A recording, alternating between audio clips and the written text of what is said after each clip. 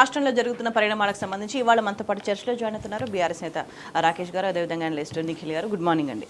రాకేష్ గారు, దారుణమైన పరిస్థితి, అత్యంత దారుణమైన పరిస్థితి అని కూడా మాట్లాడవచ్చు. ఎందుకంటే ప్రతిరోజు పేపర్ తీస్తే అనేక రైతులు ఆత్మహత్య వార్త లేకుండా న్యూస్ లేని దారుణమైన పరిస్థితి. ఎక్కువ శాతం కూడా యువ రైతులు ఆత్మహత్యలు చేసుకున్న పరిస్థితి. మొన్న 23 సంవత్సరాల యువ రైతు ఆత్మహత్య చేసుకున్నాడు, 33 సంవత్సరాల యువ రైతు ఆత్మహత్య చేసుకున్నాడు. ఈ వయసు నిమిత్తం లేకుండా నిన్న అత్యంత దారుణం, బ్యాంకులోనే పురుగుల మందు తాగి దేవరావు ఆత్మహత్యకు పాల్పడ్డ దారుణమైన పరిస్థితి కనిపిస్తుంది. ఎట్లా చూడాల్సిన అవసరం ఉంది? పూర్తి స్థాయిలో ఇది ప్రభుత్వ వైఫల్యానికి నిదర్శనం అని భావించాలా? గుడ్ మార్నింగ్ అండి. గుడ్ మార్నింగ్ ప్యానల్లో ఉన్నటువంటి నిఖిల్ గారికి, స్వేచ్ఛ గారికి, టీన్యూస్ ప్రేక్షకులకు. ఫస్ట్ ఆఫ్ ఆల్ చాలా దురదృష్టకరమైనటువంటి సంఘటన. ఏ రైతు కూడా ఆత్మహత్య చేసుకోవద్దని అంటే నిన్న అందరూ కూడా రామన్న కేటీఆర్ గారు పిలుపునివ్వడం జరిగింది. అదేవిధంగా నిన్న జరిగినటువంటి ఆత్మహత్య ఇది ప్రభుత్వ హత్య అని చెప్పేసి నిన్న హరీష్ రావు గారు కూడా చెప్పడం జరిగింది. హరీష్ అన్న చెప్పడం కావచ్చు, రామన్న చెప్పడం కావచ్చు, ఇంకొక మాట కూడా చెప్పడం జరిగింది బీఆర్ఎస్ పార్టీ తరఫున. ఎవరో ఆత్మహత్య చేసుకోండి, మీకు అండగా పోరాటం చేయడానికి మేము ఉన్నామని చెప్పేసి. ఎందుకంటే గతంలో తెలంగాణ ఉద్యమ కాలంలో కూడా ఇలాంటి సిచ్యువేషన్ మనం ఫేస్ చేయడం జరిగింది. కాబట్టి నేను ఒకటి స్పష్టంగా చెప్తున్నా, కాంగ్రెస్ పాలన అంటే అది రైతుల ఆత్మహత్యలు, ఎన్కౌంటర్లు, చేనేత కార్మికుల ఆత్మహత్యలు, ఆటో డ్రైవర్ల ఆత్మహత్యలుగా మారిపోయింది. ఎక్కడా కూడా ఒక అభివృద్ధి పథకం లేకుండా, అభివృద్ధి సంక్షేమ పథకాలు లేకుండా కంప్లీట్గా ఏ విధంగా గతంలో ఉన్నటువంటి బీఆర్ఎస్ పార్టీ తీసుకొచ్చినటువంటి సంక్షేమ పథకాలు కావచ్చు, కేసీఆర్ గారు దేశం మొత్తానికి ఒక ఆదర్శంగా తీసుకొచ్చినటువంటి రైతు బంధుని ఈరోజు ఆపేయడం జరిగింది. ఈరోజు మనం దేవరావునే తీసుకుంటే ఆయనకు 5 ఎకరాల భూమి ఉన్నది. 5 ఎకరాల భూమి ఉన్నప్పుడు వాన పడ్డప్పుడే ఆడ వ్యవసాయం జరుగుతుంది అని చెప్పేసి మనకు స్పష్టంగా తెలుస్తుంది. ఓ 25,000 రూపాయలు ఈరోజు అంటే కనీసం 5,000 చొప్పున ఇచ్చినా కానీ దేవరావు గారికి ఆ ఊరట లభించేది. లేకపోతే వీళ్ళు చెప్పిన కాంగ్రెస్ పార్టీ చెప్పినటువంటి ఏదైతే 7,500 ఇచ్చినా లేకపోతే 15,000 ఇస్తామని చెప్పినా కానీ ఆ డబ్బు దొరికేది, కానీ అది కూడా రాలేదు. అదేవిధంగా 2 లక్షల రుణమాఫీ చేస్తా అని చెప్పారు. గతంలో కేసీఆర్ గారు ఏదైతే చెప్పడం జరిగిందో సింపుల్గా చెప్తా ఒకటే, ఆ రోజు కేసీఆర్ గారు 1,00,000 రూపాయలు రుణమాఫీ చేస్తాను ఫస్ట్ టైం ఏదైతే 2014లో వచ్చినప్పుడు 16,000 కోట్ల రూపాయలు రుణమాఫీ చేయడం జరిగింది. సెకండ్ టైం ఏదైతే 18లో వచ్చినప్పుడు మొత్తం మనకు వచ్చినటువంటి లెక్క 1,00,000 రూపాయలు పెడితేనే 19,000 కోట్ల రూపాయలు రుణమాఫీ చేయాలని చెప్పేసి రావడం జరిగింది. దానిలోకి మన కరోనా టైం 2 ఇయర్స్ మనం ఒక డిఫరెంట్ సిచ్యువేషన్ ఫేస్ చేసినాం. కాబట్టి ప్రపంచం మొత్తం కరోనా సిచ్యువేషన్ ఫేస్ చేసిన క్రమంలో మనం అప్పటిదాకా ఉన్నటువంటి దాంట్లో దాదాపుగా 13,000 కోట్ల రూపాయలు రుణమాఫీ చేసినాం. 6,000 కోట్ల రూపాయలకు ప్రొసీడింగ్స్ కూడా ఇచ్చేసినాం. అవి కాంగ్రెస్ గవర్నమెంట్ వచ్చిన తర్వాత చేయాల్సి ఉండి చేయలేకపోయింది. కానీ ఈరోజు 2 లక్షల రుణమాఫీ చేస్తా అని చెప్పేసి ఆ 2 లక్షల రుణమాఫీ కాకుండా వాళ్ళు గవర్నమెంట్కి వచ్చే ముందు కాంగ్రెస్ పార్టీ చెప్పింది ఏంటంటే 50,000 కోట్ల రూపాయలు అని చెప్పారు. తర్వాత వాళ్ళు క్యాబినెట్ తీర్మానం పెట్టుకొని 39,000 కోట్లు అని చెప్పారు. ఆ తర్వాత వచ్చేసిన తర్వాత ఈరోజు ఏం చేశారు, దాన్ని మొత్తం తీసుకొచ్చి 20,000 కోట్ల రూపాయలకు చేశారు. అంటే 1,00,000 రూపాయలకు రుణమాఫీ ఎంత జరిగిందో కేసీఆర్ ప్రభుత్వంలో ఈరోజు 2 లక్షలకు కూడా రుణమాఫీ గంతే చూపించారు. అండ్ నెక్స్ట్ వచ్చేసి నేను ఏమంటానంటే ఒక సీజన్కు ఒక సంవత్సరానికి కేసీఆర్ గారు రాగానే ఒక 15,000 కోట్ల రూపాయలు వాళ్ళ దాంట్లో ఏది రైతు బంధు కింద జమ చేసేటోళ్ళు. మరి ఈరోజు ఏమైంది, ఆ 15,000 కోట్ల రూపాయలు ఇప్పుడు నువ్వు రైతు బంధు ఎక్కువటినావు, గదే 15,000 కోట్లకు ఇంకో 5,000 కలిపేసి నువ్వు 20,000 కోట్ల మొత్తం 2 లక్షల రుణమాఫీ మొత్తం చేసినా అని చెప్తున్నావు. అంటే రైతు బంధు ఎక్కువటినావు, అదే పైసలు ఇటు మొక్క అడ్జస్ట్ చేసినావు, మళ్ళీ ఏం చెప్తున్నావు అంటే నేను రైతు బంధు చేసినా అని అది రుణమాఫీ చేసినా అని చెప్తున్నావు. ఇక పోతే ఎట్లున్న పరిస్థితి ముఖ్యమంత్రి గారిది అంటే మొత్తం కూడా ఎక్కడికక్కడ పథకాలను ఎక్కొట్టాలి. ప్రతి పథకం ఏ పథకం తీసుకున్నా కానీ ఒక పథకాన్ని కూడా ఇంప్లిమెంట్ చేయకపోవడం. రైతుల దగ్గర ఎగ్జాంపుల్ చెప్తున్నా, సింపుల్ ఎగ్జాంపుల్గా మీరు కావాలంటే ఎవరన్నా ఈరోజు పెద్దపల్లి జిల్లా కావచ్చు, ఆదిలాబాద్ జిల్లా, మంచిర్యాల జిల్లా ఆ ప్రాంతంలో ఉన్నటువంటి వాళ్ళని ఎవరికైనా ఒక రైతుకు ఫోన్ చేయండి. ఏం చేసారంటే 4వ తారీఖు నాడు పెద్దపల్లిలో బహిరంగ సభ ఉండే, ఉద్యోగాలు ఇస్తున్నామని ముఖ్యమంత్రి బహిరంగ సభ పెడుతుండు. ఆ బహిరంగ సభ పెట్టేదాకా 4 క్వింటాల్కి 500 రూపాయలు బోనస్ వేసారు. ఆ తర్వాత 4వ తారీఖు తర్వాత ఒక్క రైతుకు కూడా బోనస్ వేయాలి. బోనస్ ఇస్తామన్నారు, బోగస్ చేశారు. అదేవిధంగా రైతు బంధు ఇస్తున్నారు, దాన్ని బంద్ చేసి పడేసారు. అదేవిధంగా ఈరోజు 2 లక్షల రుణమాఫీ చేస్తున్నారు, అది కూడా ఇవ్వకుండా పోయారు. కాబట్టి మొత్తం కూడా ఈరోజు అవన్నీ బంద్ చేస్తూ మళ్ళీ ఇప్పుడు కొత్త నాటకం ఏమేమి తెరలేపారంటే ఇప్పుడు ఊర్లలో గ్రామాలలో పోయి నీకు పంట పండుతుందా, పంట పండుతుందా, ప్రతి ఒక్కసారి ఎత్తారు, 3 సార్లు ఎత్తారు. మరి రెండో పంట ఏమని చూపెట్టాలి, ఆయన చూపెట్టడానికి లేదు పంట. కాబట్టి నేను ఏమంటున్నా పత్తి కావచ్చు, లేకపోతే కందులు కావచ్చు. అంటే నేనేమంటాను అంటే కొన్ని సీజన్ పంటలు ఉంటాయి, ఆ సీజన్ ఒక్కసారి వేస్తే అవి వస్తాయి. చెరుకు కావచ్చు, అదేవిధంగా వీటన్నిటి కూడా ఆ పంటలన్నిటి కూడా నువ్వు రైతు బంధు చేస్తావా? అసలు నువ్వు వెయ్యని దానికి మళ్ళీ సర్వే ఎందుకు చేస్తాను? నువ్వు ఏ లెక్కనే చేస్తాను సర్వే? ఇవన్నీ ఒక విషయం అయితే, ఇంకో విషయం ఏంది, ఈయన ముఖ్యమంత్రి ఏ అడిగి పోతే, ఏ గుడికాడికి పోతే ఆ దేవుని మీద ఒట్టేస్తాను. ఈ కాంగ్రెస్ పార్టీ అంటే ముఖ్యమంత్రి రేవంత్ రెడ్డి వస్తుండంటే దేవుళ్ళు పారిపోయే పరిస్థితి తీసుకొచ్చిండు. ఈరోజు ఆ రైతు ఆత్మహత్య ఎందుకు చేసుకున్నాడు? పంట పండించే ధైర్యం లేకనా, లేకపోతే ఆ ధైర్యం ఇచ్చే నాయకులు లేక? అంతే. నేనేమంటానంటే పాపం ఆయన ఎందుకు ఒక తన ప్రాణం తను తీసుకోవడానికి ఏ బ్యాంకులో అయితే అప్పు తీసుకున్నాడో అదే బ్యాంక్ ఎందుకు వచ్చిందంటే ఆ బ్యాంక్ అధికారుల వేధింపులతో. ఈరోజు ప్రతి బ్యాంక్ అధికారి కూడా వేధింపులకు గురి చేస్తున్నాడు. మీరు 2 లక్షలు రుణమాఫీ కాలేదు, మీరు మొత్తం పైసలు కట్టుర్రు అంటారు. ఏడికైనా తీసుకొచ్చి కడతాడు. నేనేమంటానంటే ఆయన ఎంతో ధైర్యంగా నేను పంట పండిస్తాన్న ధైర్యంతో ఆయన లోన్ తీసుకోవడం జరిగింది. కానీ ఈరోజు భార్యకు కిడ్నీ ప్రాబ్లం, నువ్వు అన్న 10 లక్షల ఏది కార్డు ఇస్తా అని చెప్పేసి, ఆరోగ్యశ్రీ కార్డు ఇస్తా అని. మరి 10 లక్షల కార్డు ఇస్తే ఆ రైతు ఆత్మహత్య ఎందుకు చేసుకుంటారు? గతంలో కేసీఆర్ గారు ఓపెన్ చేసినటువంటి డయాలసిస్ సెంటర్లన్నీ ఈరోజు మూతపడే సిచ్యువేషన్కి వచ్చినాయి. ఈరోజు కేసీఆర్ గారు ఏవైతే మందులు అందిస్తున్నారో ప్రభుత్వ దవాఖానలో ఆ మందులు అందకుండా పోతున్నాయి. కాబట్టి ప్రతి ఒక్క దానికి నేనేమంటానంటే ఒక పేదవాడికి అండగా నిలబడాల్సిందే ప్రభుత్వం. ప్రభుత్వం అంటే ఏంది?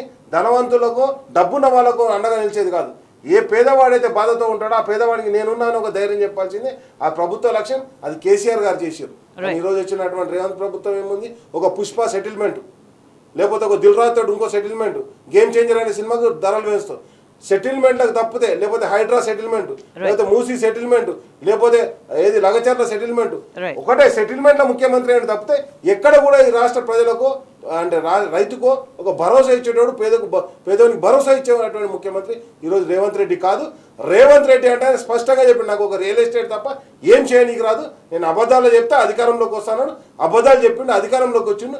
ఈరోజు అందరు రైతులకు, చేనేత కార్మికులకు, ఆటో డ్రైవర్లు ఉసురు తీసుకుంటున్నటువంటి ప్రభుత్వం ఈ కాంగ్రెస్ ప్రభుత్వం. రైట్. నిఖిల్ గారు, అంటే ఒక చోట 2 చోట్ల కాదు, రైతుకి కావచ్చు, సామాన్య ప్రజలు ఎవరికైనా సరే చుట్టూ సమస్యలన్నీ కూడా చుట్టుముట్టి ఉన్న పరిస్థితి కనిపిస్తుందని భావించాలా? అన్ని చోట్ల ప్రభుత్వ వైఫల్యమే ప్రధాన కారణంగా కనిపిస్తుందని చెప్పాలా? ముందుగా మీతో పాటు సోదరులు రాకేష్ గారికి, టీ న్యూస్ ప్రేక్షకులకు నమస్కారం. మీరు గత 15 నెలలకు సంబంధించి ఎక్కడ తీసుకున్నా కూడా ఆ రోజు నుండి ఈ రోజు వరకు మీరు ఏ న్యూస్ పేపర్ ఓపెన్ చేసినా కూడా ప్రతిరోజు పొద్దున్నే మనకు కనబడే మొదటి వార్త రైతు ఆత్మహత్య. కొన్ని వందల రైతుల ఆత్మహత్యలు ఈ రోజు వరకు మనం చూస్తూ ఉన్నాం. నిన్నటికి నిన్న దేవరావు గారికి సంబంధించిన ఆత్మహత్య చూసినాం మనము. తను స్వయంగా పురుగుల మందు బ్యాంకులోనే తాగిన పరిస్థితులు మనం చూసినాము, తాగి అక్కడికక్కడే మరణించిన పరిస్థితులు చూసినాము. నిన్నక మొన్న మెదక్ జిల్లాలో చూసినాము, అంతకుముందు వరంగల్ జిల్లాలో చూసినాము. మీరు సీక్వెన్స్ మొత్తం చూస్తూ ఉంటే ప్రభుత్వానికి ఎక్కడ కూడా అసలు ఈ ఇష్యూస్ ఎందుకు రేజ్ అవుతున్నాయి, దీన్ని ఎట్లా మనం కంట్రోల్ చేసే పరిస్థితి ఉంటుంది అన్న విషయాల్లో వాళ్ళు ఎక్కడ రివ్యూ చేసిన పాపన పోలేదు ఈ రోజు వరకు కూడా. ఎంతసేపు వాళ్ళ ఆలోచన ఎక్కడ ఉందంటే మేము దాచుకోవాల్సిందేంది, దోచుకోవాల్సిందేంది, దీని మీద మాత్రమే వాళ్ళ పరిపాలన నడుస్తూ ఉన్నట్టుగా చాలా స్పష్టంగా తెలుస్తూ ఉంది. మీరు ఉమ్మడి ఆదిలాబాద్కి సంబంధించి చూస్తే కూడా గత టర్మ్లో, గత యాసంగికి సంబంధించి పంటలు ఎండబెట్టారు. మొత్తం జిల్లా మొత్తం కరువు కాటకాల సైడ్ వెళ్ళే విధంగా పనిచేసింది ఈ ప్రభుత్వం. అదే టైంలో అనేక మంది రైతులు ఆత్మహత్యలు చేసుకున్నారు. నిన్నక మొన్న జరుగుతున్నటువంటి పరిస్థితుల్లో కూడా ఈ రైతు రుణమాఫీ కానీ రైతు బంధుకు సంబంధించిన విషయాల్లో ప్రభుత్వం ఎక్కడ కూడా ట్రాన్స్పరెన్సీ చూపించట్లేదు. ఎస్ఎల్బీసీ ఏమో ఒక లెక్క చెప్తుంది 31,000 కోట్లని, రాష్ట్ర ప్రభుత్వం 27,000 కోట్లు అంటే రిలీజ్ చేసింది 20,000 కోట్లు, దాంట్లో బెనిఫిషరీస్కి అందింది దాదాపుగా 8-9,000 కోట్లు అనే చెప్తా ఉన్నారు. ఏ గ్రామానికి పోయినా కూడా దాదాపుగా రాష్ట్రంలో ఉన్నటువంటి 12-13,000 గ్రామ పంచాయతీల్లో ఎక్కడికి పోయినా కూడా కనీసం 45-50% మాత్రమే రుణమాఫీ అయిన పరిస్థితులు కనబడుతూ ఉన్నాయి. మిగతా రైతులందరికీ మీరు ఎందుకు చేయలేకపోతున్నారు? దేని మీద వాళ్ళ రివ్యూ కనిపించట్లేదు. అదే ఉమ్మడి ఆదిలాబాద్కి సంబంధించి ఆ రైతుకు స్వయంగా నిన్న వాళ్ళ గ్రామస్తులంతా చెప్తున్న విషయం ఏంటంటే రాళ్ళు రప్పలతో కూడిన భూమి అది, 2 పంటలు సజావుగా పండే పరిస్థితి లేదు అక్కడ అని చెప్తా ఉన్నారు. అన్ని ఇబ్బందుల మధ్య ప్రభుత్వం నుండి ఏదైతే పెట్టుబడి సాయం గత ప్రభుత్వం ఇచ్చిందో స్వయంగా ఆలోచన చేసి రైతు బంధు అనే పేరుతోని దాని పేరు మారుస్తామన్నారు. ఓకే, దాని తర్వాత మళ్ళీ ఇందిరమ్మ పేరు పెడతామన్నారు. మీరు ఇవ్వాల్సిన డబ్బులు ఇవ్వకుండా రైతులను ఈ రకంగా ఎందుకు ఇంత ఇబ్బందులకు గురి చేస్తూ ఉన్నారు? అక్కడ సాగునీరుకు సంబంధించి గత ప్రభుత్వం చనాకా కొరాట అని ఒక లిఫ్ట్ ఇరిగేషన్ ప్రాజెక్ట్ని మొదలుపెట్టింది, మహారాష్ట్రకి తెలంగాణకి కామన్గా ఉండే విధంగా. ఆ పనుల మీద ఎందుకు రివ్యూ చేయలేకపోతున్నారు? అది మీరు కంప్లీట్ చేస్తే కనుక మొత్తం 2-3 నియోజకవర్గాలకు సంబంధించి పూర్తిగా సస్యశ్యామలమయ్యే పరిస్థితులు ఉంటాయి కదా. అవన్నీ ఎందుకు పక్కన పెడతా ఉన్నారు? రైతుకు సంబంధించి ఏ ఒక్క ఆలోచన కూడా మీరు ఈ రోజు వరకు చేయకపోగా గత ప్రభుత్వం చేసిన వాటిని విమర్శిస్తూ ఉన్నారు. కేవలం రుణమాఫీకి సంబంధించి గత ప్రభుత్వం 29,000 కోట్ల రుణమాఫీ చేసింది. రైతు బంధు దాదాపుగా 73-74,000 కోట్లు ఇచ్చింది. దాని తర్వాత రైతు బీమాకు సంబంధించి 6,500 కోట్ల వరకు ఇచ్చింది.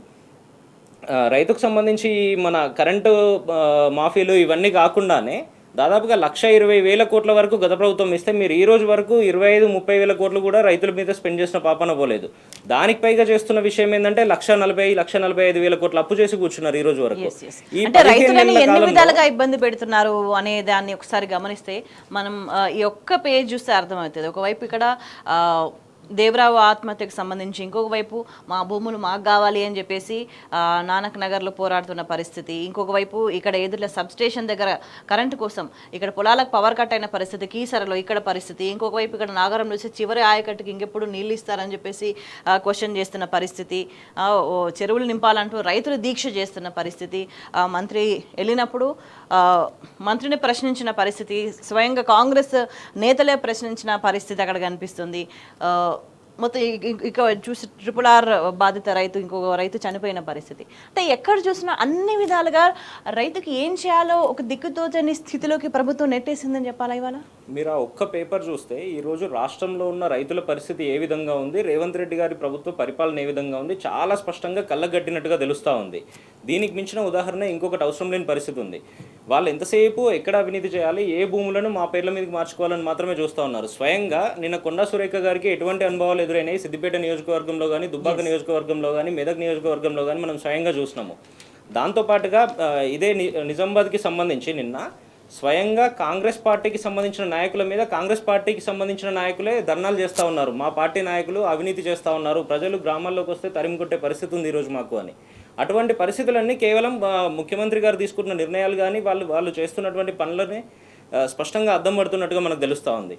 వాళ్ళు ఎంతసేపు వాళ్ళకు సంబంధించిన పనులు మాత్రమే చేసుకుంటూ ఉన్నారు కానీ రైతులకు సంబంధించి ఏ రకంగా మెరుగ్గా పనిచేయొచ్చు మనము అనే విషయంలో ఎక్కడ ఆలోచన చేస్తున్న పరిస్థితి లేదు. ఇమ్మీడియట్గా వాళ్ళు చేయాల్సిన పని ఏంటంటే రైతు బంధు పూర్తిగా ఇచ్చి రైతులకు సంబంధించి ప్రభుత్వం తరఫున ఏవైతే బాకీ ఉన్నాయో అవి మొత్తం ఇవ్వాల్సిన అవసరం ఉంది. రైతు కూలీలకు 12,000 ఇస్తామన్నారు, అది కోతలు లేకుండా ఇవ్వాల్సిన అవసరం ఉంది. దాంట్లో చాలా లూపోల్స్ పెడతా ఉన్నారు. ఇప్పుడు కౌలు రైతులకు సంబంధించి చూస్తే కూడా అనేక ఈ రోజు వరకు వాళ్ళ సైడ్ నుంచి తీసుకున్న ఒక్క నిర్ణయం కూడా ప్రజల ముందు పెట్టలేదు. కౌలు రైతు అనే పదానికి ఈ రోజు వరకు డెఫినేషనే లేదు రాష్ట్ర ప్రభుత్వం దగ్గర. సంవత్సర కాలంలో మీరు చేస్తున్న పని ఏంది మరి? ఈ 1,40,000-1,45,000 కోట్లు అప్పు చేసి దేనికి ఖర్చు పెట్టిండ్రు మీరు? ఒక్క ప్రాజెక్ట్ ఉందా, ఒక్క పథకం ఉందా మీరు ఇంప్లిమెంట్ చేసింది? దేనికోసం ఖర్చు పెడతా ఉన్నారు? ఈ డబ్బులన్నీ ఏ కాంట్రాక్టర్ల జేబులోకి పోతా ఉన్నాయి, ఏ నాయకుల జేబులోకి పోతున్నాయి, ఏ కుటుంబం జేబులోకి పోతున్నాయి? ప్రజలంతా ఆలోచిస్తూ ఉన్నారు. ఖచ్చితంగా ఒక్కసారి అవకాశం వచ్చినప్పుడు ఏ ఎన్నిక వచ్చినా కూడా రానున్న రోజుల్లో స్థానిక సంస్థలకు సంబంధించిన ఎలక్షన్లు ఉన్నాయి, అక్కడ కర్రుగాల్చి వాత పెట్టే విధంగా ప్రజలంతా ఆలోచన చేస్తూ ఉన్నారు. రాకేష్ గారు, తెలంగాణ నుంచి రాష్ట్రం ఏర్పడ్డ 11 సంవత్సరాల తర్వాత కూడా నీటి వనరులను తరలించుకుపోయే కుట్ర, ముఖ్యంగా పక్క రాష్ట్రం కంటిన్యూస్గా ప్రయత్నాలు చేస్తూనే ఉంది. దానికి సంబంధించి ప్రభుత్వం ఎక్కడ అడ్డుకుంటున్న దాఖలాలు అయితే కనిపించట్లేదు. ఇంకా నీళ్లను తరలించుకుపోయే కుట్రలు ఎట్లా చూడాల్సిన అవసరం కనిపిస్తుంది?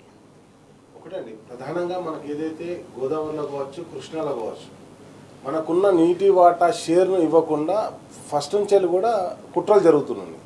కాబట్టి మనం నీటి వాటా షేర్ దక్కినప్పుడే మనం తప్పకుండా అద్భుతమైన ఫలితాలు సాధిస్తామని చెప్పేసి కేసీఆర్ గారు పదే చెప్పడం జరిగింది.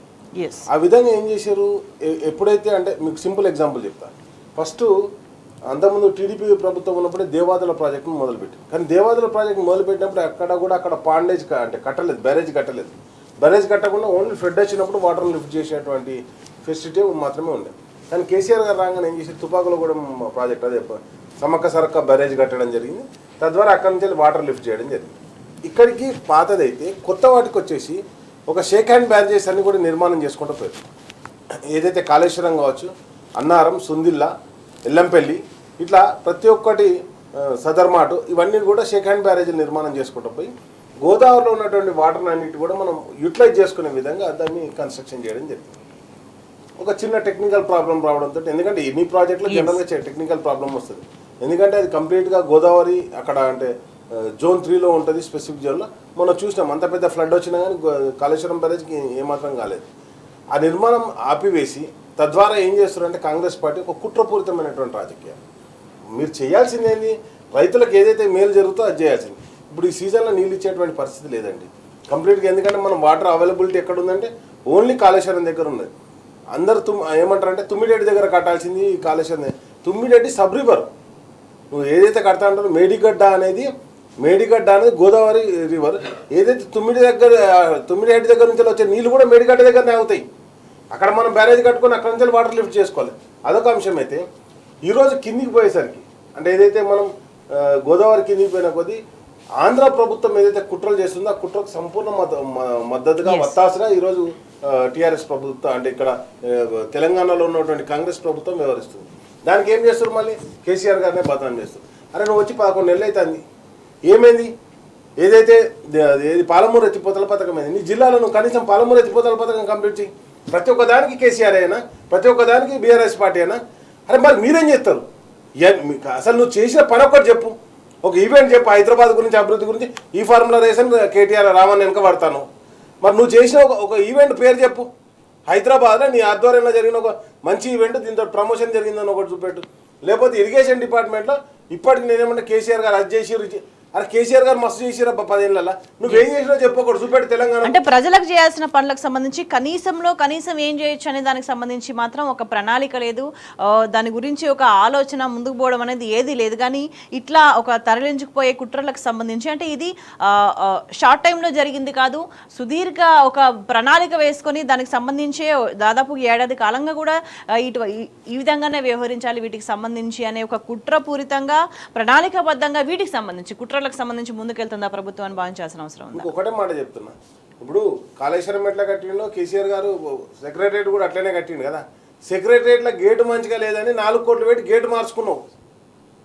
మరి అదే మేడిగడ్డ ఏదైతే మేడిగడ్డ దగ్గర కాళేశ్వరం బ్యారేజ్కి మరి ఒక్క 30 ఇసుక కూడా ఎందుకు తీయలే? నువ్వు 30 మట్టి ఎందుకు తీయలే? నీకు నచ్చినట్టేమో నువ్వు మొత్తం 6th ఫ్లోర్ అంతా రెనోవేషన్ చేసుకుంటావు, నువ్వు గేట్లు మారుస్తావు, నువ్వు దర్వాజాలు మారుస్తావు. మరి ఈ గేట్ ఏం చేసింది? ఈ గేట్ తెలంగాణ ప్రజల గేట్ కదా, తెలంగాణ రైతుల గేట్ కదా. మరి ఆ గేట్ని ఎందుకో అది ఇంత రిపేర్ కూడా ఎందుకు చేస్తలేవు? అంటే నీకు ఇష్టం ఉన్నట్టు నువ్వు వాడుకుంటావు. అదే రాఘవ కన్స్ట్రక్షన్కి ఎన్ని పైసలు కావాలంటే అన్ని పైసలు ఇస్తావు. ఈరోజు మాట్లాడుతారు కదా రేవంత్ రెడ్డి గారు, ఏది ఆ కంపెనీని సీజ్ చేస్తాం, మా కంపెనీ మీకు నోటీసులు ఇస్తామని.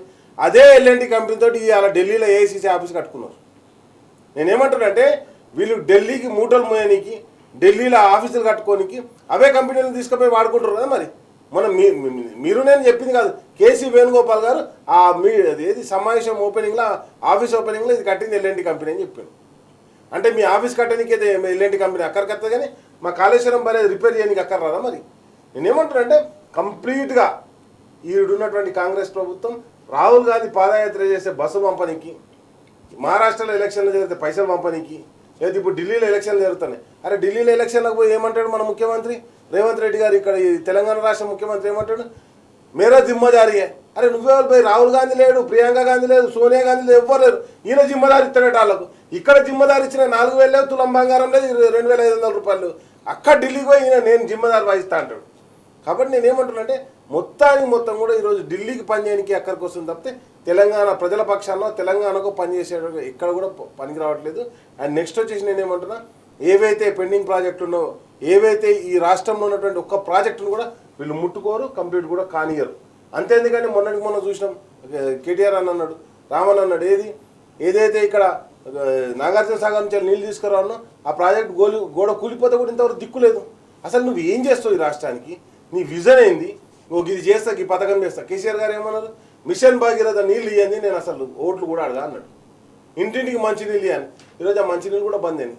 కాబట్టి నేను ఏమంటానంటే ఇరిగేషన్ నీళ్ళు బంద్ అయినాయి, మంచినీళ్ళు బంద్ అయినాయి, రైతు బంధు బంద్ అయినాయి, అన్ని బంద్ పెట్టేటైతే కేసీఆర్ కిట్ బంద్ అయింది. అమ్మాయి కొడితే 13,000, అబ్బాయి కొడితే 12,000 బంద్ అయిపోయినాయి. ఈ అన్ని బంద్ చేసేది చెప్తే వీళ్ళు ఓపెన్ చేసింది ఒక్కట్లేదు, చేసేటువంటి వర్క్ కూడా లేదు. అండ్ నెక్స్ట్ వచ్చేసి ఇదే విధంగా పోతే ఏమవుతుంది అంటే ఇరిగేషన్ ప్రాజెక్టులో ఒకటి ఉంటుంది, సిడబ్ల్యూసి ఒకసారి వాటర్ అలాట్ చేసిన తర్వాత కంపల్సరీ ఆ వాటర్ షేర్ గురించి వాళ్ళు ఫైట్ చేస్తారు. ఒకసారి యూటిలైజేషన్ మొదలు పెట్టిన తర్వాత మనం ఈరోజు కాళేశ్వరం ప్రాజెక్ట్ నుంచి యూటిలైజ్ చేస్తున్న వాటర్ కూడా మనం రేపొద్దుగా క్లెయిమ్ చేస్తాం. కానీ రేపొద్దుగా కింద ఉన్నటువంటి రాష్ట్రం ఆంధ్రప్రదేశ్ వాళ్ళు కూడా ప్రాజెక్టులు నిర్మాణం చేసుకుని ఆ వాటర్ షేర్ను వాళ్ళు క్లెయిమ్ చేస్తే వాళ్ళు ఏమని చెప్తారు? మొత్తం వాటర్ అంతా వృధాగా సముద్రంలో పోతుంది అంటారు. మరి ఆ సముద్రంలో పోయే నీళ్ళనే కదా మనం ఒడిచి పట్టుకుందాం అన్నది, దానికే కదా మనం ప్రాజెక్ట్ కట్టుకున్నది.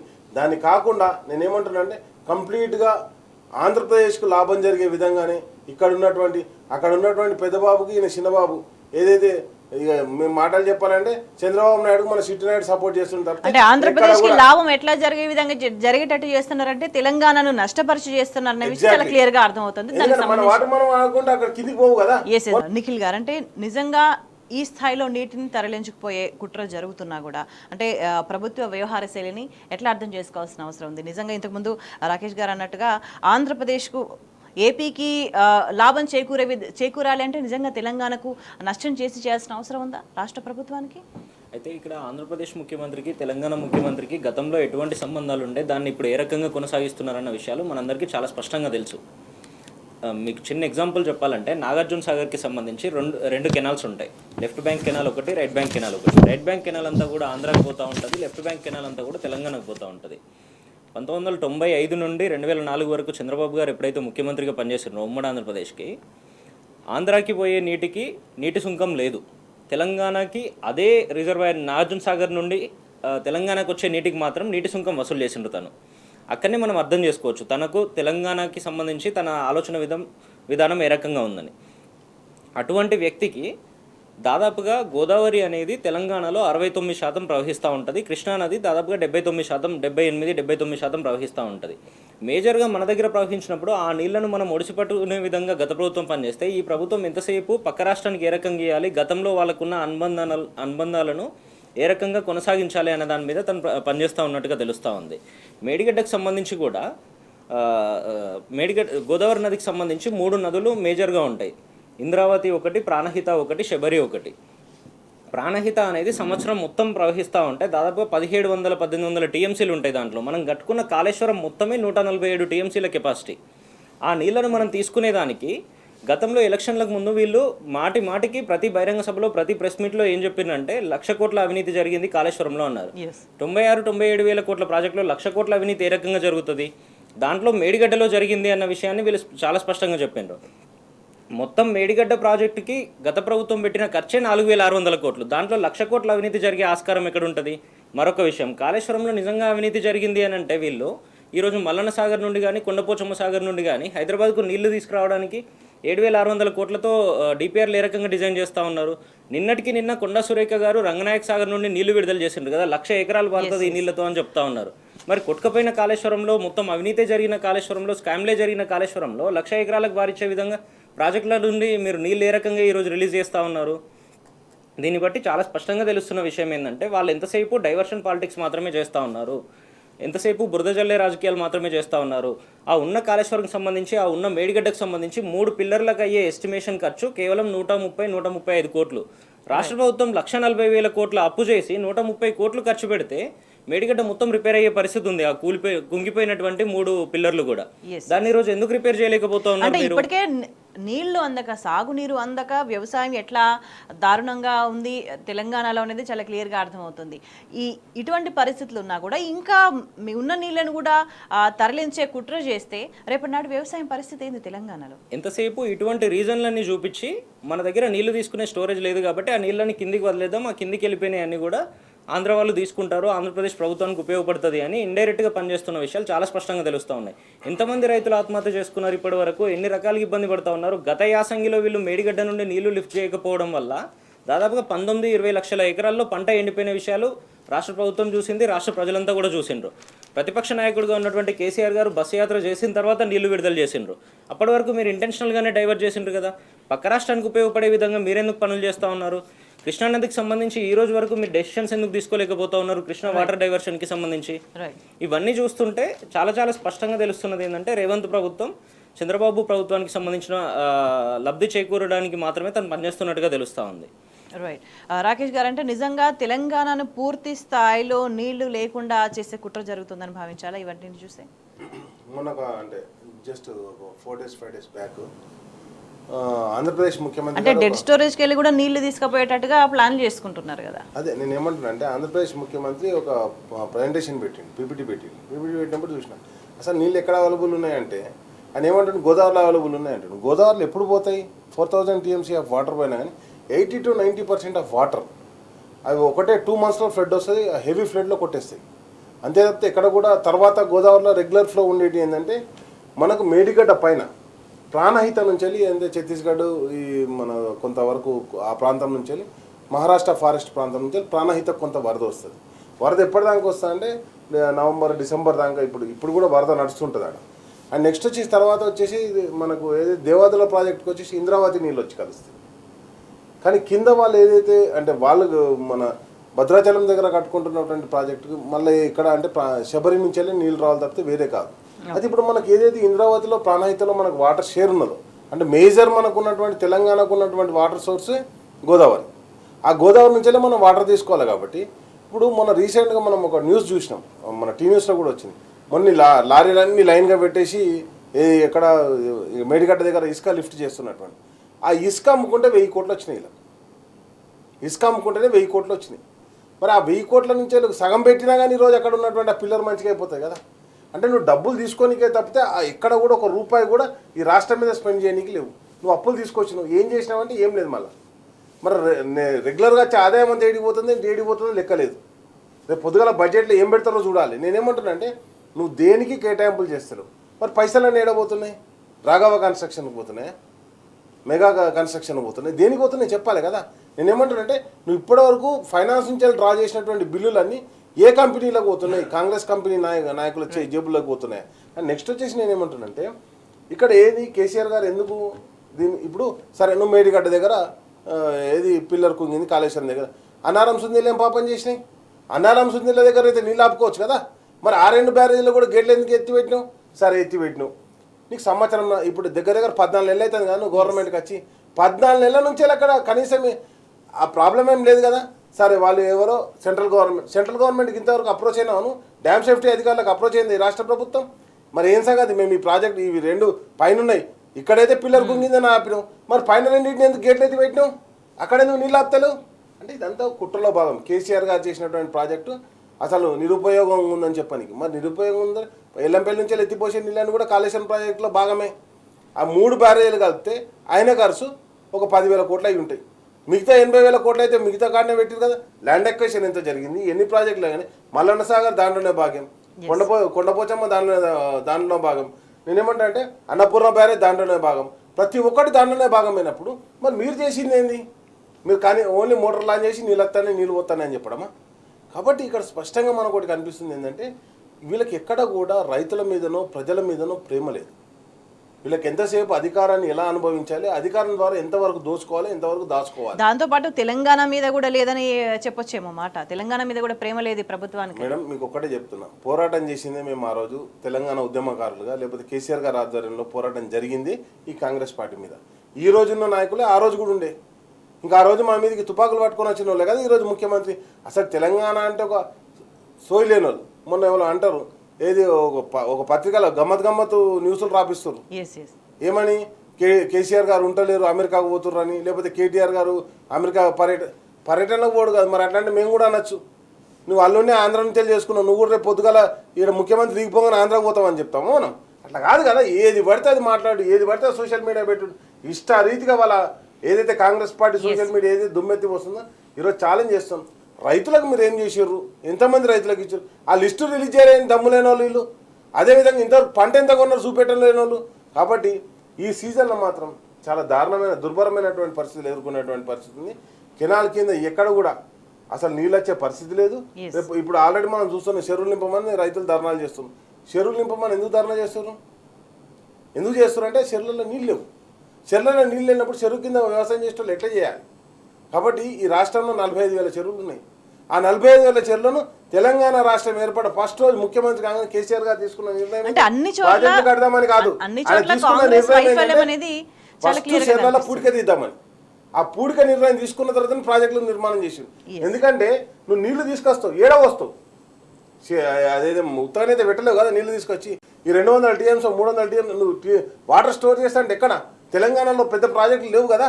ఒక 100 TMCల నీకు పైన ఉన్నటువంటి SRSP తప్పితే అది కూడా పూడికతోటి 80 TMCలకు పడిపోయింది. SRSP తప్పితే తెలంగాణలో ప్రాజెక్టు పేరు చెప్పండి. మళ్ళీ మల్లన్న సాగర్ దగ్గర మనం ఒక 50 TMCలు వాడుకోవచ్చు. అందుకే కేసీఆర్ గారు ఏం చేసారు, సెకండ్ బ్యారేజీల నిర్మాణంతో అది కాళేశ్వరం కావచ్చు, అన్నారం, సుందిల అక్కడనే ఒక 50 TMCల నీళ్ళు ఆపుకునేటట్టు డిజైన్ చేయడం జరిగింది. ఎండాకాలంలో మనం నీళ్ళు ఎత్తి పోసుకోవచ్చు, చెర్ల నీళ్ళు అయిపోగానే ఆ చెర్ల నింపుకుంటే చాలు మనకు వ్యవసాయం పడుతుందని చెప్పింది. దాన్ని కూడా నాశనం చేస్తుంది. మీరు కాళేశ్వరం సాగు చెప్పి అన్నారం సుందిలో 2 కూడా గేట్లు ఎత్తి పెడితే ఎందుకు పనికి వస్తున్నాయి అంటే వాళ్ళకి ఇప్పుడు ఇసుక అమ్ముకోనికి పనికి వస్తున్నాయి. గోదావరిలో ఇట్లా ఇసుక ఎట్లా అమ్ముకోవాలనో ఇంకో ఏది క్వీన్స్ అది మన శాండ్ క్వీన్ ఉన్నది ఒక ఆమె మొత్తం లారీలన్నీ పట్టుబడుతూనే ఉంటుంది. ఆమె మంత్రి పని చేయదు, ఏం పని చేయదు, ఓన్లీ ఇసుక ఎట్లా కొట్టాలని చేస్తుంటుంది. వరంగల్కి సంబంధించినటువంటి ఒక మంత్రి మళ్ళీ ఏమనంటే నేను గిరిజన రాని, నేను పేద పక్షాన పోరాడతా అని చెప్పేసి మాట్లాడే మాటలు ఉంటాయి. ఎన్కౌంటర్లు అయితే ఆమె దగ్గర నేను మావోయిస్టు అంటది, మళ్ళీ అక్కడ ఎన్కౌంటర్లు అయితే అక్కడనే పల్లె ప్రజల మీద దారుణాలు జరుగుతుంటాయి.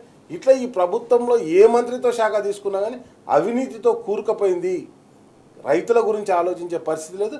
దానికి బెస్ట్ ఎగ్జాంపుల్ ఈరోజు ఆయన ఆత్మహత్య చేసుకున్నటువంటి ఒక రైతును మనం అంటే ఈ అవినీతిని వైఫల్యాన్ని కప్పుపుచ్చుకోవడానికి తప్పుడు ప్రచారాలని నమ్ముకుని ప్రభుత్వం వ్యవహరిస్తుంది అనే దానికి అనేక ఎగ్జాంపుల్స్ కనిపిస్తున్నాయి. వాటికి సంబంధించి మనం మాట్లాడదాం గారు. అంటే ప్రభుత్వ వైఫల్యాలను కప్పిపుచ్చుకోవడానికి అబద్ధాలను ప్రచారం చేయడం మాత్రమే దానికి ఉపశమనంగా ప్రభుత్వం ఇవాళ భావించి మెయిన్ స్ట్రీమ్ మీడియాలో కావచ్చు, సోషల్ మీడియాలో కావచ్చు, అండ్ టీ న్యూస్ మీద కూడా తప్పుడు ప్రచారాలు చేస్తూ తమ ప్రభుత్వం ఏదో బాగుంది అని చెప్పుకునే ప్రయత్నం, అంటే అంత స్థాయికి దిగజారిపోయి వ్యవహరించాల్సిన దారుణమైన స్థితిలోకి వెళ్ళిపోయిందా ప్రభుత్వం ఇవాళ?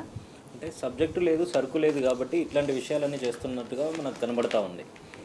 ప్రభుత్వం వచ్చిన కొత్తలో దాదాపు 6 నెలలు కూడా గడవక ముందే జర్నలిస్టుల మీద ఏ రకంగా దాడులు జరిగినాయి, ఏ రకంగా వాళ్ళని పరిగెత్తించి కొట్టినటువంటి పరిస్థితులు జరిగినాయి మనం చూసినాము.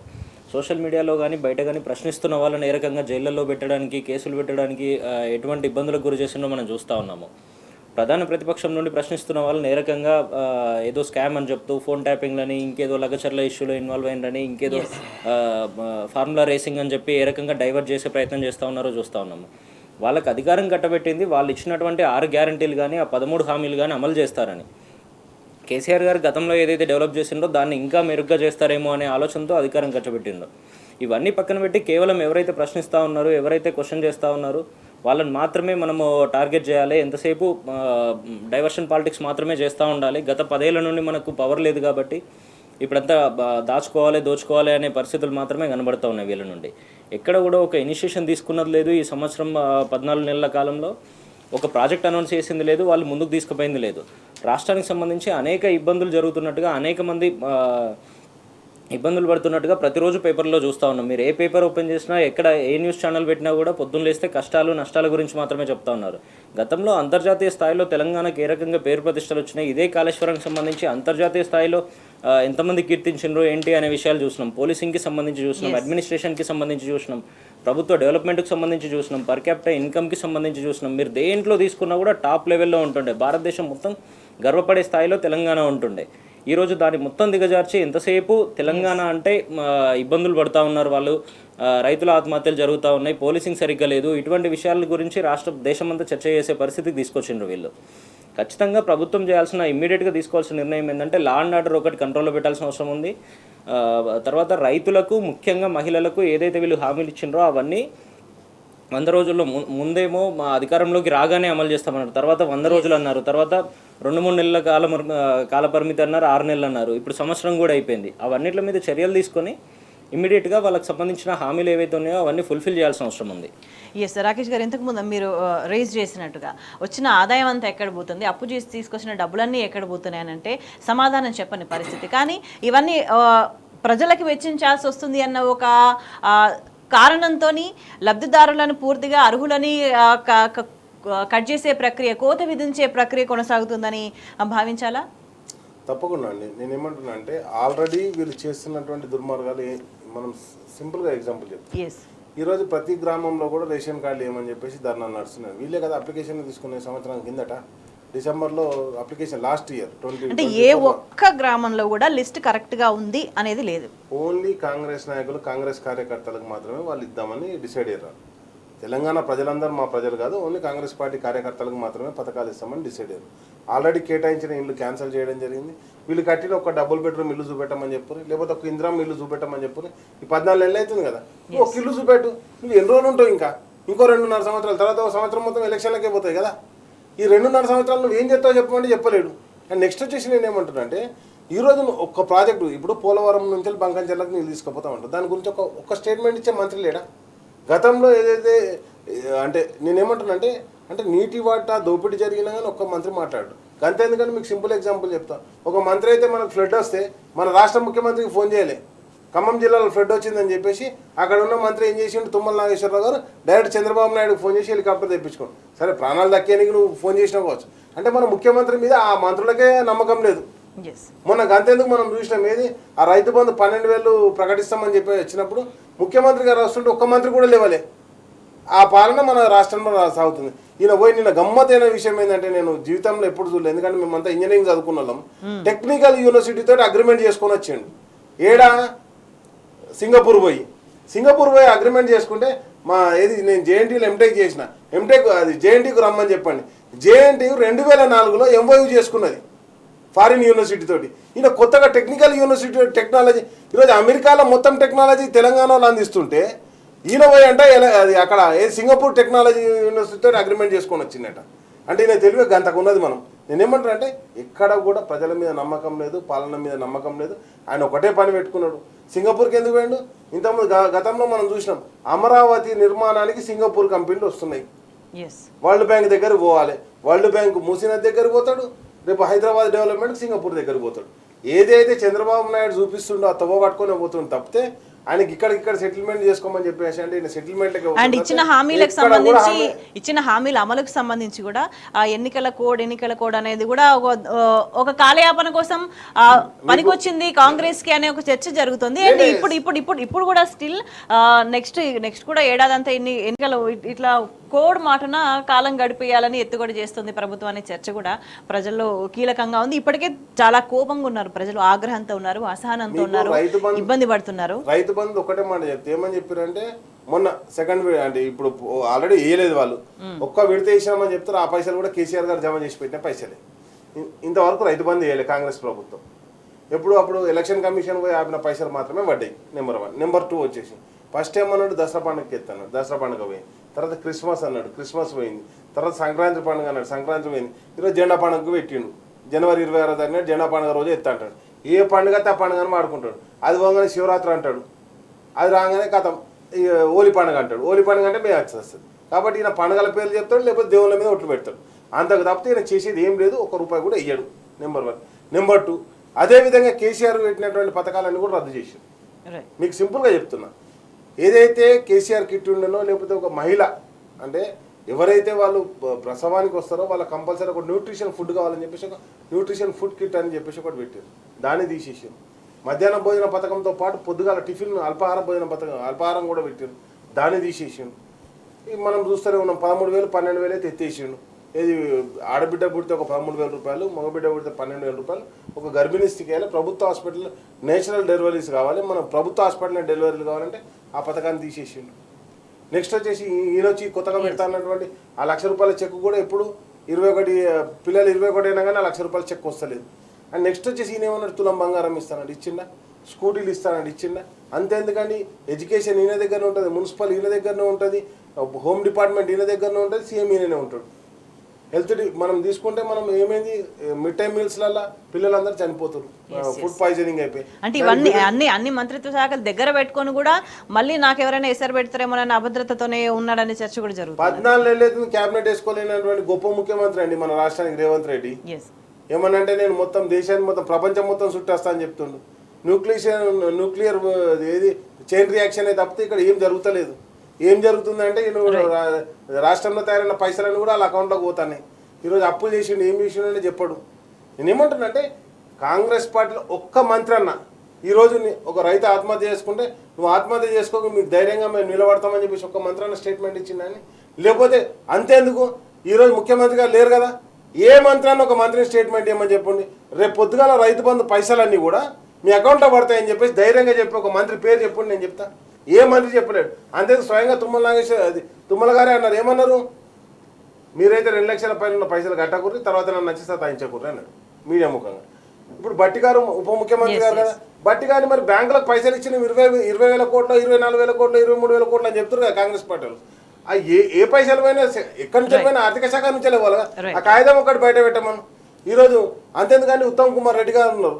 ఉత్తమ్ కుమార్ రెడ్డి గారు గిన్ని వడ్లు కొన్నా, ఇగో రైతుల దగ్గర నుంచి గిన్ని వడ్లు వచ్చినాయి, బోనస్ గింత కట్టినాం, ఇగో గిన్ని సన్న వడ్లు వచ్చినాయి, గిన్ని దొడ్డు వడ్లు వచ్చినాయి, ఈ ప్రాంతంలో గిన్ని కొన్నా అని చెప్పేసి ఒక లెక్క బయట పెట్టమని చెప్పుర్రి.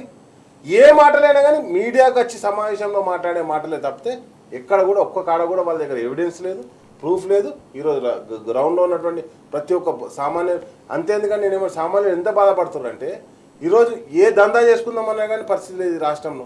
గతంలో రియల్ ఎస్టేట్ అక్కడ ఇక్కడ 33 కొత్త జిల్లాలు అని చెప్పేసి కొంత రియల్ ఎస్టేట్ ఇవన్నీ చూస్తే నిఖిల్ గారు అంటే పూర్తి స్థాయిలో ఒక ఫెయిల్యూర్, అన్ని వ్యవస్థలకు సంబంధించి ఒక ఫెయిల్యూర్ కనిపిస్తుంది. అంటే తెలంగాణలో ఇంకా ప్రభుత్వ వైఖరి ఇట్లా ఉంటే ప్రజలు ఎట్లా బతకాలి? ముందుగా ఒక్క విషయము, రేషన్ కార్డులకు సంబంధించి కూడా వీళ్ళు చాలాసార్లు చెప్పిన విషయం ఏంటంటే ప్రతిపక్షంలో ఉన్నప్పుడు కేసీఆర్ గారి ప్రభుత్వం 10 ఏళ్ల కాలంలో ఒక్క రేషన్ కార్డు కూడా ఇవ్వలేదు, దానికి సంబంధించిన విధి విధానాలే వాళ్ళ దగ్గర లేవు అని చెప్పిండ్రు. ఇదే అధికారంలోకి వచ్చిన తర్వాత నిన్నగాక మొన్న డిసెంబర్ నెలలో జరిగినటువంటి డిసెంబర్ 16 డేట్, ఆ రోజు జరిగినటువంటి శాసన మండలి చర్చలో స్వయంగా పౌర సరఫరాల శాఖకు సంబంధించినటువంటి మంత్రి ఉత్తమ్ కుమార్ రెడ్డి గారు చాలా స్పష్టంగా చెప్పిండ్రు. కోదండరాం గారు ప్రశ్నిస్తే గత ప్రభుత్వం 6,47,000 మందికి రేషన్ కార్డులు ఇచ్చింది అని. మరి ఇంతకుముందు మీరు ప్రతిపక్షంలో ఉన్నప్పుడు ఆ మాటలు ఎందుకు చెప్పలేదు? ఎంతసేపు ప్రజలను మభ్యపెట్టడానికి మీరు ఎందుకు పనిచేసిండ్రు? ఈరోజు కూడా మళ్ళీ రేషన్ కార్డులకు సంబంధించిన విషయంలో వీళ్ళు ఏం చేస్తూ ఉన్నారు? కేవలం ఉపాధి హామీతో లింక్ చేస్తాము, ఉపాధి హామీ పనికి కూడా ప్రతి నెలలో 20 రోజులు పోయిన వాళ్ళకి మాత్రమే ఇస్తామని చెప్తా ఉన్నారు. అనేక రకాలుగా కోతలు పెట్టడానికి మాత్రమే వీళ్ళు పనిచేస్తున్నట్టుగా తెలుస్తూ ఉంది. నిజంగా ఎవరైతే లబ్ధిదారులు ఉంటారో వాళ్ళందరికీ ఇవ్వాల్సిన అవసరం ఉంది. ఇక రాష్ట్ర ప్రభుత్వానికి సంబంధించి చూస్తే మీరు ఏ డిపార్ట్మెంట్ తీసుకున్నా కూడా రాష్ట్రంలో దాదాపుగా 18 మంది మంత్రులు ఉండే అవకాశం ఉన్నా కూడా 12 మంది మంత్రులే ఈ రోజు పనిచేస్తూ ఉన్నారు. ఒక్కొక్క మంత్రి దగ్గర దాదాపుగా 4-5 శాఖలునే, ముఖ్యమంత్రి గారి దగ్గరనే దాదాపుగా 10 శాఖలు ఉన్న పరిస్థితి చూస్తూ ఉన్నాము. ఒక్కదాని మీద రివ్యూ లేదు, ఒక్కదాని మీద వాళ్ళు ఇనిషియేషన్స్ తీసుకున్న పాపన పోలేదు ఈ రోజు వరకు కూడా. రాష్ట్రం అంతా తిరోగమనం వైపు ప్రయాణిస్తున్నటువంటి విషయము మీడియా చెప్తా ఉంది, రాష్ట్రంలో ఉన్న మేధావి వర్గం చెప్తా ఉంది, దేశ స్థాయిలో ఉన్నటువంటి నాయకులందరూ చెప్తా ఉన్నారు. ప్రతిపక్షం ప్రతిరోజు ప్రజా సమస్యల మీద ప్రశ్నిస్తూనే ఉంది. ఒక్కదాని మీద కూడా వాళ్ళు ఈ రోజు వరకు డెసిషన్ తీసుకుంటున్న పరిస్థితి లేదు. వాళ్ళు ఎంతసేపు వాళ్ళకి కావాల్సిన దాని మీద మాత్రమే ప్రయత్నాలు చేస్తూ ఉన్నట్టుగా చాలా స్పష్టంగా తెలుస్తూ ఉంది. కనీసం ఫుల్ టైం క్యాబినెట్ని రాష్ట్రంలో వేసేటువంటి పరిస్థితి కూడా లేదు. అధికారులు ఏం చేస్తూ ఉన్నారో తెలియదు. రాష్ట్ర సెక్రటేరియట్లో కూర్చొని ఉపాధి హామీకి సంబంధించి ఎవరెవరు పోతా ఉన్నారో, లేదంటే రేషన్ కార్డ్ బెనిఫిషరీస్ ఎవరు ఉంటారని ఇక్కడ ఉండి నిర్ణయాలు తీసుకునే పరిస్థితి ఉంది. దిల్సుఖ్ నగర్లో మనం నిన్న మొన్న వార్తలు వస్తూ ఉన్నాయి. 10,000 మంది రేషన్ కార్డు కోసం అప్లై చేస్తే కేవలం 140 మందిని వాళ్ళు ఎలిజిబిలిటీగా గుర్తించిండంట. ఏ రకంగా చేసిండ్రు మీరు? అది 10,000 నెంబర్ ఎక్కడ ఉంది, 140 ఎక్కడ ఉన్నారు? మీరు ఏ రకంగా డిసైడ్ చేస్తారు సెక్రటేరియట్లో కూర్చొని? మున్సిపాలిటీల్లో ఉన్న వాళ్ళు ఎవరు కూడా ఉపాధి హామీ కిందికి రారు. దాన్ని మీరు వాళ్ళందరికీ అయినా కూడా వాళ్ళందరూ రైతు కూలీలుగా రైతులకు సంబంధించిన పనులు చేస్తూ ఉంటారు. మరి వాళ్ళకి ఏ రకంగా మీరు బెనిఫిట్ చేసే ప్రయత్నం చేస్తారు? దీని మీద ఎక్కడ కూడా విధి విధానాలు లేవు వీళ్ళకి. ఎంతసేపు డైవర్షన్ పాలిటిక్స్, ప్రతిపక్షాన్ని ఎట్లా గొంతు నొక్కాలి, వాళ్ళని కేసుల పాలు ఎట్లా చేయాలి, వాళ్ళను విచారణల పేరుతో ఎట్లా ఇబ్బంది పెట్టాలి, వాళ్ళ నాయకులను ఎట్లా అల్లకల్లోలం చేయాలి, వీటి మీద మాత్రమే వాళ్ళు పనిచేస్తున్నట్టుగా చాలా స్పష్టంగా తెలుస్తూ ఉంది. రాకేష్ గారు, అంటే ముఖ్యమంత్రి ఎవరి కోసం పనిచేస్తున్నారు అని అంటే సామాన్య ప్రజలను ఎవరిని అడిగినా ఫస్ట్ వచ్చే సమాధానం తన సొంత కుటుంబానికి లబ్ధి చేకూర్చే విధంగా, తన వాళ్ళకి లబ్ధి చేకూర్చే విధంగా. అంటే మనం ఇక్కడ మనకు ఒక న్యూస్ కనిపిస్తుంది. ఇక్కడ కొండారెడ్డిపల్లి పంచాయతీకి సీఎం రేవంత్ తండ్రి పేరు పెట్టిన వార్త. దీన్ని ఎట్లా అర్థం చేసుకోవాలంటే ముఖ్యమంత్రి సోదరుడికి అఫీషియల్గా ప్రోటోకాల్తో ఉండే రాచ మర్యాదలు జరుగుతాయి, కలెక్టర్ ఎదురుపోయి ఎదురెళ్ళి స్వాగతం పలుకుతారు. అంటే దీని అంతని ఎట్లా చూడాల్సిన అవసరం కనిపిస్తుంది? ఒక అప్రజాస్వామికమైన వాతావరణానికి తెరదీసి దాన్నే కొనసాగింపుగా చేస్తున్న ముఖ్యమంత్రి వైఖరిని ఎట్లా చూడాలి? 2 సార్లు సర్పంచ్ చేసినట్టు కొండారెడ్డిపల్లికి సర్పంచ్ చేసిన సాయిరెడ్డినేమో చంపేస్తారు. కనీసం వార్డు మెంబర్ కానీ అటువంటి రేవంత్ రెడ్డి తండ్రి పేరు నరసింహారెడ్డి పేరు తీసుకొచ్చి దానికి భవనాన్ని పెట్టారు. సరే పెట్టారు, నేను అద్దంటలేను. నువ్వు పెట్టినప్పుడు దానికి ఏం పైసలు ఇచ్చినా కూడా చెప్పాలి కదా. ప్రభుత్వ పైసలతోటి భవనం కట్టి దానికి అసలు ఏం సంబంధం లేనటువంటి మీ నాయన పేరు పట్టుకొచ్చి పెడతా అంటే వాళ్ళు ఇష్టరాజ్యం నడుస్తుంది. నేనేమంటున్నా అంటే లగచర్ల కేసు ఎందుకు అయిందండి? వాళ్ళ అల్లునికి భూములు ఇస్తా అంటే కదా, వాళ్ళ అల్లుని ఫార్మా కంపెనీ గురించి కదా లగచర్ల కేసు అయింది. గిరిజనుల మీద దాడులు చేసి 30 మంది గిరిజనులను జైల్లో వేసింది. ఎందుకు వేసారు? బేడీలు హార్ట్ పెయిన్ వస్తుందంటే కూడా, చెస్ట్ పెయిన్ వస్తుందంటే కూడా బేడీలు వేసి పట్టుకొచ్చారు. అట్లాంటిది నేను ఏమంటున్నా అంటే ఇప్పుడు వాళ్ళ అన్న తిరుపతి రెడ్డికి మీరు ప్రోటోకాల్ ఇస్తారు. ఎట్లా ఇస్తారంటే వాళ్ళ అన్న కాబట్టి ఇస్తారు. వాళ్ళ ఇంట్లో మొత్తం అందరికి ప్రోటోకాల్ ఇవ్వరు, ఎవరు అద్దంటలేరు. కానీ ఏం కాంట్రిబ్యూషన్ ఉందని ఆ ఊరికన్నా ఏదైనా కాంట్రిబ్యూషన్ ఉందా? సరే పోని కనీసం పథకం అమలు పక్కన పెట్టుర్రి. ఈయన ఊరన్న ఆయన కాన్సెన్స్ కిందకి వస్తా అంటే కొండారెడ్డిపల్లి కింద కూడా రాదు. అని చేసిన అభివృద్ధి ఏంటంటే ఎక్కడ కూడా లేదు. ఇంతకుముందు మిత్రుడు చెప్పినట్టు కానీ ఇంకొక మాట చెప్పాను. ఏదైతే 4,67,479 రేషన్ కార్డులు వచ్చినాయని చెప్పిండు కదా, ఏది మన ఉత్తమ్ కుమార్ రెడ్డి గారు.